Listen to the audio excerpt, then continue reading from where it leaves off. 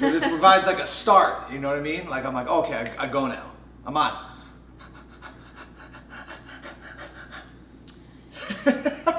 You sound like Bruno.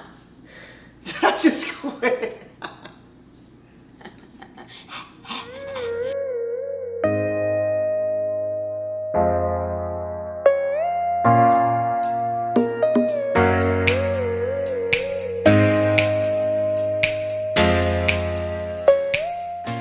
How's it going? My name's Noah. My name is Cloah, and together we are Cloah Movement.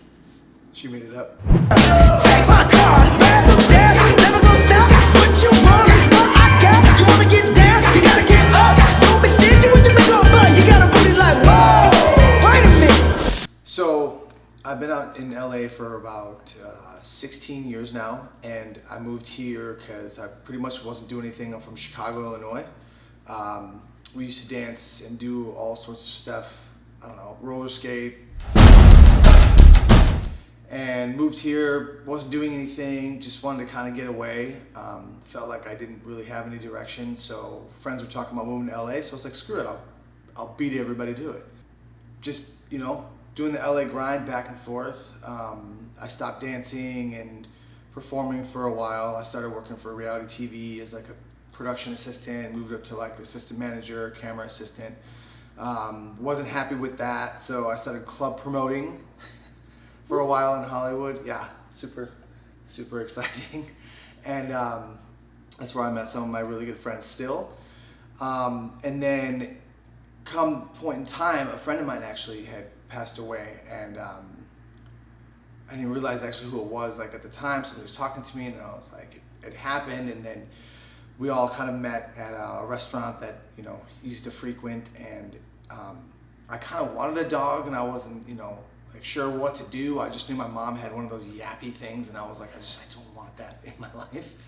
So my friend was like, oh, you know, my friend's name was Johnny, and Johnny had passed away, and my friend was like, well, Johnny had a couple of dogs, and I was like, well, that would be great. Like, he's like, you know, he's like, yeah, one of them's a puppy, and I was like, oh, perfect. You know, is a pit bull. It's like, oh, even better. Like, that's exactly what I want. Pit bull puppy. I want to train it, you know, make it my own, that kind of thing. And I went to go pick him up, and he was huge, and he was a year old already, and I was like, puppy my ass, and he scared the crap out of me, and I was just like looking at this fat face, and I was like, what am I gonna do? I'm in panic mode. I was with my ex at the time, and she looked at me and she was like, you ready for this? And I was like, yeah. And I completely lied, and I wasn't. And he was a monster when I got him. And then, you know, it didn't take too long, but I guess us getting used to each other and like kind of figuring it out. And then, you know, he's way calmer now. He's probably one of the best dogs I've ever met. And he's such a cool dude. And we have gone through houses, moves, like picked up in a U-Haul, like didn't know if I was gonna get this apartment that I was gonna get, and we just were like, let's go do this. And he's here, and then I meet her, and randomly she wants to go on a hike, and I'm like, cool, so let's do this hike thing. And we didn't bring him, did we? No? You did not bring him, but I met him when we got back to your house.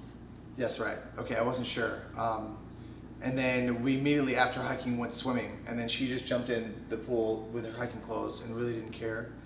And he went swimming with us, and I guess literally like kind of after that, like she'll tell a really good story about how we met because she's really good at it. But and we have a company now together. It's called Cloah Movement, and we are professional choreographers in the industry, and we've done everything from Netflix movies to Disney to Hard Rock Cafe to like famous painters, artists, like you name it, we've pretty much done it separately and then also with our company as well. And just how we kind of live in this house or Toluca Lake, and it's the three of us, and we really enjoy our time. And her and the dog are really weird together, but it makes me happy. I'm originally from Montreal, Canada, and I moved to the States when I was 8. Learned English real quick because my first language is French. And also, I moved to Arizona from Montreal, and then 5 years later, my dad was like, we're moving to Arkansas. So I ended up in Arkansas and felt trapped for about 7 years. And then finally I was like, I'm gonna move to LA and pursue my dream of dancing. And I moved here at the same time Noah did, but you know, we didn't know each other at all. So from here, I worked here for about 4 years, and then I moved to Vegas for a year, then I went to Germany for 2, came back, and like 3 years later ran into this one on a random dance job. And he was with his ex, and I was with my ex, and I barely spoke to him. We barely spoke to each other. It's not like I was trying to be like, what's up, girl? But like, we were there, we were working together, and I was like, hi, because I was standing right next to her. But she doesn't remember anyways, so it's like, I wouldn't believe what she says, except for just that it happened. So fast forward to 4 years after that, and we're at like a dance show event here in Los Angeles, and this guy with a beard walks up to me. He's like, hey, remember me? And I was like, inside like, no, I don't remember you at all.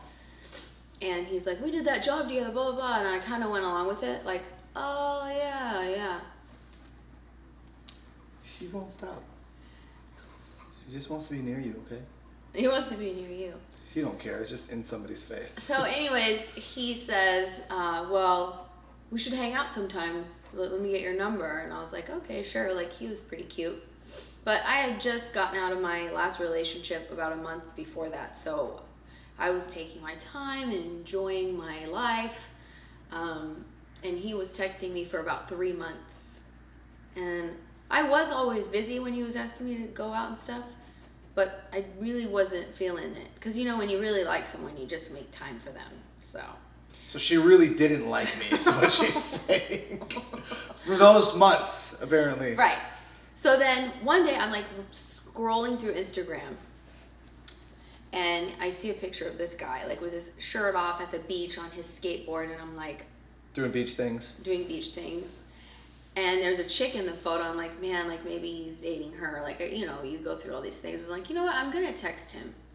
And I got my phone. I was like, hey, you want to go hiking? Because he had told me he was like super into fitness. And he responded right away, yes. I was like, awesome. And then he goes, will you pick me up? Do you think you could pick me up on your way to hiking? I was like, this guy wants me to pick him up? I was like, what is wrong with guys these days? At least just meet me there.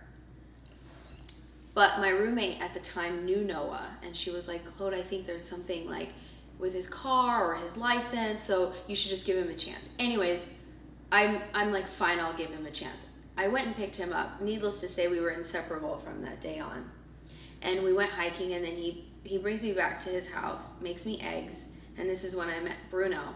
And he just didn't know that I was like the second dog whisperer of life. I spent like 2 years. I spent 2 years of my life watching Caesar, the dog whisperer, every single day for like at least 2 hours.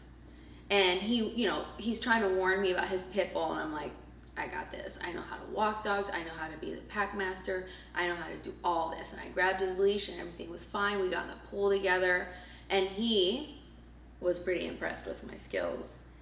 And, you know, we all fell in love after that, Bruno and I, and Noah and I, and we've been inseparable since.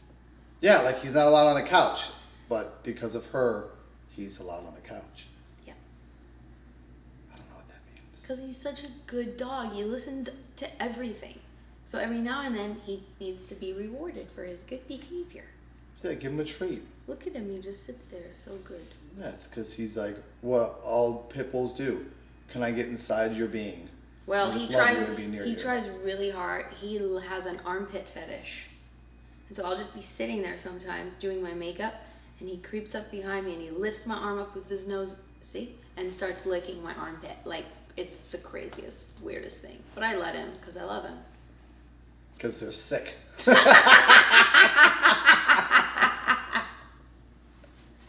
So yeah, it's really nice to be able to be a vehicle for the dogs and a voice for the dogs. I love all animals. I love all types of dogs. I do have a soft spot for pit bulls just because they get such a bad rap and they get treated they get treated badly, and it's not their fault. So it's important to remember that your dog will behave how you train your dog, what you teach your dog, what you show them, and it's our job to help them. You know, the discipline and being there for them with the constant discipline helps them. It's healthy for them. They need that. They need a pack master. They're a pack animal, and they need to know their place in the pack, or else they run around crazy trying. What do they do? They run around crazy trying to figure out, like, you know, try to be in control, and that's why they need us. Yeah, because I mean, let's be He's honest. the best. He's the best pack master. He's so good. Just because it's so much fun. But like she said, like it's really important to be something, because they have no voice, and that's like cliche to say, but it's really true. Like, you got to know what's going on with them, why they're upset, why they're doing this, because they literally can't talk to you. Or like, if they go after this dog, is it because it was on his territory and he's being a poop because he's super sad and he's like, no, Mom, don't leave me. And you know what I mean? Like, it could be anything, but the point is it's good to know what's going on, to educate yourself. Listen, case in point, there's a lot of jerks out there, and if you have a lot of jerks, there are gonna be a lot of jerk dogs, and it's not the animal's fault, it's the jerks that are treating the animals and being jerks to the animals. Do you know what I mean? It's just a bunch of bullies because they can pick on somebody or do something, or whatever the case is in the entire world and the situation. The point is like, if you're not there to do something, then nothing's gonna be done about it, and we need all of them, and I guess that's the best way to be a voice and to arm the animals. Yes.